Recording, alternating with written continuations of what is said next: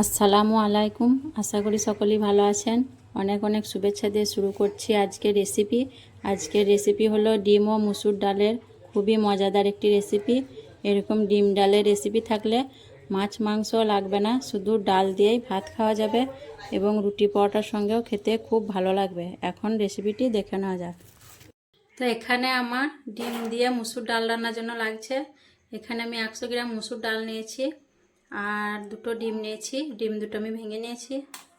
এখানে আছে রসুন থেতো করা, আর এখানে একটা ছোট সাইজের টমেটো কুচি, একটা পেঁয়াজ কুচি, আর এখানে কিছু কাঁচা লঙ্কা মাঝ বরাবর ফেটে নিয়েছি লঙ্কাগুলো। আর এখানে আছে মশলা, হলুদ গুঁড়ো, জিরে গুঁড়ো, লঙ্কা গুঁড়ো, ধনে গুঁড়ো। আমি সব কিছু হাফ চামচ করে নিয়েছি। আর একটা তেজপাতা নিয়েছি, কাঁচা লঙ্কা দিয়েছি, তাই লঙ্কা গুঁড়োটা সামান্য নিয়েছি, কারণ ঝাল হলে আমার মেয়ে খেতে পারবে না। ঝালটা আপনারা কম বেশি করে নেবেন, যে যেমন খান। তো এগুলো দিয়ে আজকে আমি ডিম দিয়ে মুসুর ডালের একটি রান্না করব। তো চলুন রান্নাটা দেখে নেওয়া যাক। তো প্রথমে আমি মুসুর ডালটা খুব ভালোভাবে ধুয়ে নেব। তো দেখুন ডালটা আমি খুব ভালোভাবে ধুয়ে নিয়েছি। আর এখন এটা আমি রেখে দেবো। আর প্রথমে গ্যাসটা জ্বালিয়ে নেব। গ্যাসটা জ্বালিয়ে আমি কড়া চাপিয়ে দিয়েছি। আর এখন সরষের তেল দিয়ে দিচ্ছি।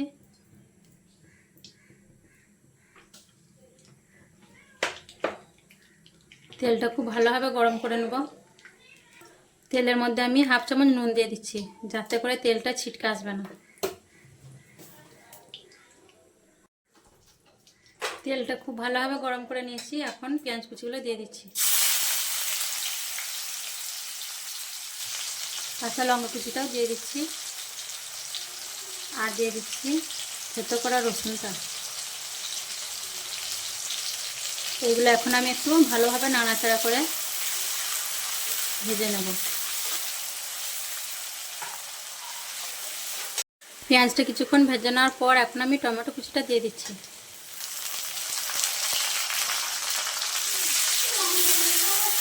আবারও ভালোভাবে নাড়াচাড়া করে নেব। তেলে যেহেতু আমি নুন দিয়েছিলাম, এখন আর নুন দেবো না, পরে দেবো দেখে। টমেটো পেঁয়াজ আমি খুব ভালোভাবে ভেজে নিয়েছি। এখন আমি মশলাগুলো দিয়ে দেবো।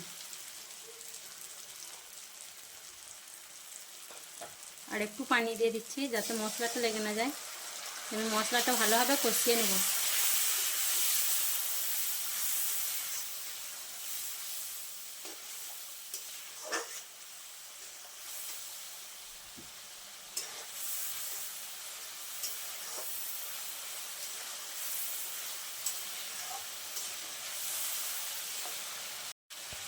মশলাটা খুব ভালোভাবে কষিয়ে নিলাম।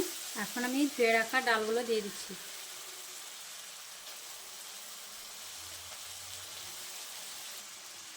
আর মসুর ডালটা আমি মশলার সঙ্গে একবার ভালোভাবে কষিয়ে নেব।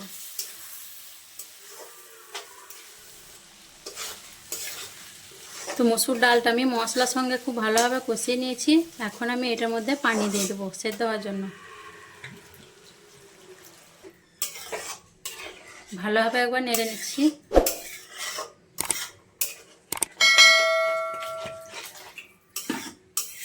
বেশ কিছুটা পানি দিয়ে দিলাম। এখন আমি ঢেকে দিয়ে সেদ্ধ করে নেব ডালটা। আর এখন আমি ওই চুলাটায় ডালটা সেদ্ধ হতে দিয়েছি। ততক্ষণ আমি এদিকে ডিমটা ভেজে নেব। আর ডিমের মধ্যে একটু নুন দিয়ে দিয়েছি, ডিমটা ফেটিয়ে নেব। আর এদিকে আমি তাওয়াতে তেল দিয়ে বসিয়ে দিয়েছি ডিমটা ভাজার জন্য। তো ডিমটা ফেটানো হয়ে গেছে, এখন আমি তেলে দিয়ে দিচ্ছি।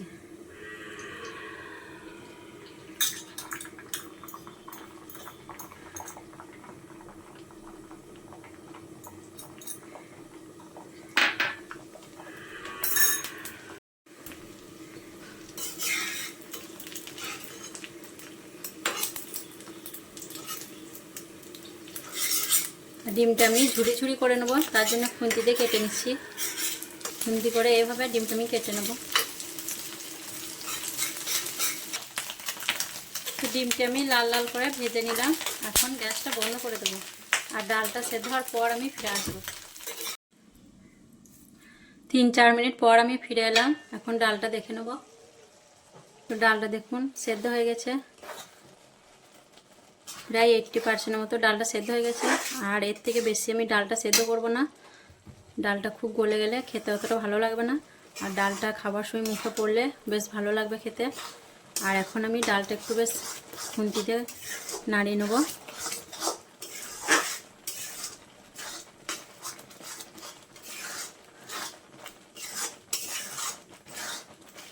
ব্যাস হয়ে গেল আমার নাড়ানো। এখন আমি কিছুটা পানি দিয়ে দেবো।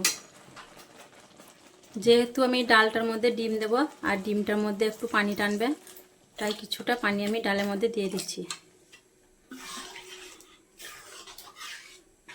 ঠিক এরকম, এর থেকে বেশি আর দেবো না আমি পানি।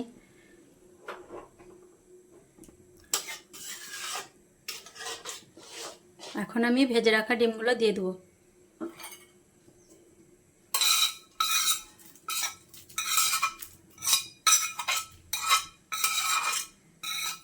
ডিমগুলো দেওয়ার পর একটু নাড়াচাড়া করে নেব। ডিমটা মিশিয়ে দেবো ডালের সঙ্গে। আর এইভাবে ডাল রান্না করলে রুটির সঙ্গেও খাওয়া যাবে, রুটি, পরোটা আর গরম ভাতের সঙ্গে তো খেতে খুবই ভালো লাগে। আর এরকম ডাল রান্না থাকলে আর কিছুই লাগবে না, শুধু ডাল দিয়ে ভাত খাওয়া যাবে। এখন আমি এটা ভালোভাবে ফুটিয়ে নেব ডালটা। আর এখানে চাইলে ধনেপাতা দিতে পারেন, আমার কাছে ধনেপাতা নাই তাই দিলাম না।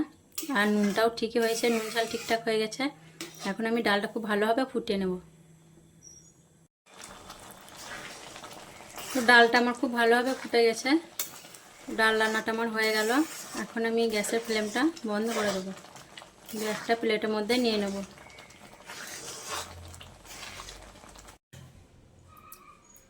তো দেখুন কত সুন্দর আমার ডিম ডালের রান্না হয়ে গেল, মুসুর ডাল দিয়ে ডিম রান্না। আর খুবই সহজ একটি রান্না, আর খেতেও খুব মজাদার, অসাধারণ একটি রান্না। আর এরকম ডাল রান্না থাকলে মাছ মাংস কিছুই লাগবে না, শুধু ডাল দিয়ে ভাত খাওয়া যাবে। আর গরম ভাতের সাথে খেতে খুবই ভালো লাগে, রুটি পরোটা দিয়েও খাওয়া যাবে। আর আমার ডাল রান্নাটি কেমন লেগেছে অবশ্যই কমেন্টে জানাবেন।